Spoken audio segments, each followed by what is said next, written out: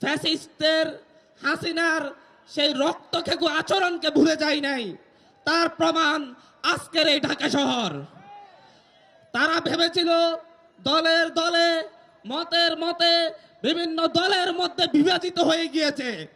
তারা ভেবেছিল ছাত্ররা ছাত্রদল ছাত্র শিবির বৈষম্য বিরোধী বিভিন্ন উপভাগে বিভক্ত হয়ে গিয়েছে।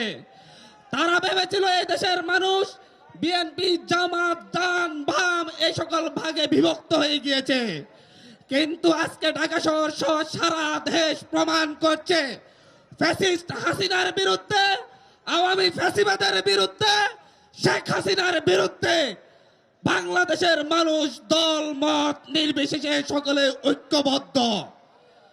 এই দেশের মানুষ, এই দেশের মানুষের, এই দেশের ছাত্রদের, এই দেশের নাগরিকদের, এই দেশের জনতার, এই দেশের কৃষক শ্রমিক খেটে খাওয়া মজুরের লড়াইয়ের মানসিকতা এক বিন্দুও কমে যায়নি।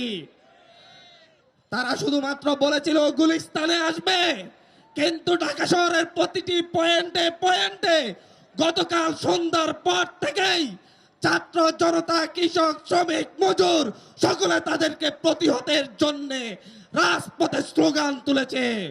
সেই দিল্লিতে বসে বসে আমার দেশকে অস্থিতিশীল করার চেষ্টা করছে ফ্যাসিস্ট হাসিনা। দিল্লিতে বসে বসে ঢাকার বিষয়ে কোনো সিদ্ধান্ত নেওয়া হবে না। দিল্লি থেকে ঢাকায় কোনো সিদ্ধান্ত হবে না। ঢাকার সিদ্ধান্ত এদেশের মাটি থেকে হবে। ঢাকার সিদ্ধান্ত এদেশের কৃষকদের জমি থেকে হবে। ঢাকার সিদ্ধান্ত হবে আমার রিক্সা শ্রমিক ভাইদের ঘামে জড়া শরীর থেকে। ঢাকার সিদ্ধান্ত দিল্লি থেকে চাপিয়ে দেওয়ার সেই ইতিহাস শেষ।